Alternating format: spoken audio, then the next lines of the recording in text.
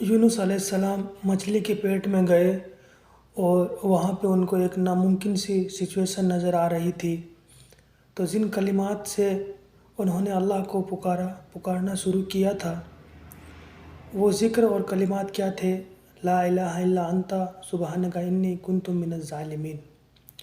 یا اللہ، تیرے سوا کوئی الہ نہیں، کوئی عبادت نہیں، اور بے شک تو پاک ہے، اور بے شک میں ہی ظلم کرنے والوں میں سے ہوں۔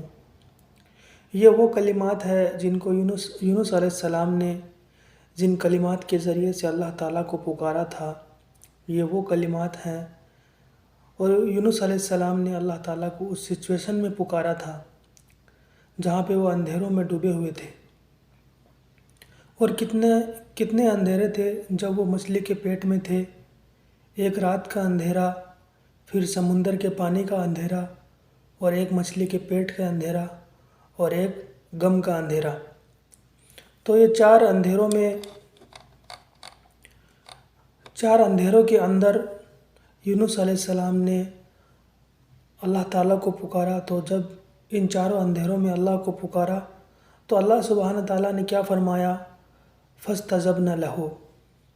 تو اللہ سبحانہ تعالیٰ نے کہا کہ پھر ہم نے اس کی پکار سن لی۔ پہلی چیز کیا ہوئی کہ جب اس نے پکارا ہمیں تو ہم نے اس کی پکار سنی، اور دوسری چیز کیا فرمائی؟ وَنَجَّيْنَاهُمْ مِنَ الْغَمِّ، اور ہم نے اس کو غم سے نجات دلائی۔ تو دو چیزیں ہو گئی۔ پھر آگے کیا فرمایا؟ وَكَذَلِكَ نُنذِرُ الْمُؤْمِنِينَ، اور ہم ایمان والوں کو اسی طریقے سے نجات دلایا کرتے ہیں۔ یعنی یہ کتنے پاورفل کلمات ہیں۔ جب ہم اللہ سبحانہ تعالیٰ کو ان کلمات سے پکاریں گے تو جیسے اللہ سبحانہ تعالیٰ نے یونس علیہ السلام کو مشکل حالات سے نکالا، تو اللہ تعالیٰ ہمارے لیے مشکل حالات سے کوئی نہ کوئی راستہ نکال دے گا انشاءاللہ۔ وہ راستہ کیا ہوگا، کیسا ہوگا، کب ہوگا، یہ اللہ کا فیصلہ ہے۔ ہمارا کام کیا ہے کہ ہم اللہ کو ان کلمات کے ذریعے سے پکارتے رہیں، اور جب تک ہمارے معاملات درست نہیں ہو جاتے، جب تک ہمارے معاملات ٹھیک نہیں ہو جاتے، جب تک ہم اسی ذکر کو اپنی زندگی کا حصہ بنائے رکھیں۔ تو یہ ذکر، اور اسی ذکر کے بارے میں حدیث میں آتا ہے، نبی کریم صلی اللہ علیہ وسلم نے فرمایا کہ جو شخص بھی اللہ تعالیٰ سے ان کلمات کے ذریعے سے اللہ تعالیٰ سے دعا مانگتا ہے، اللہ سبحانہ تعالیٰ اس کی دعا کو ضرور قبول فرماتا ہے۔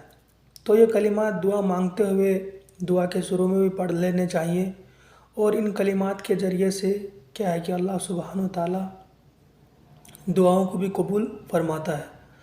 تو اگین انادر پاورفل ذکر، اور اس کو اپنی زندگی کا حصہ بنائیں۔ لا الہ الا انت سبحانک انی کنت من الظالمین۔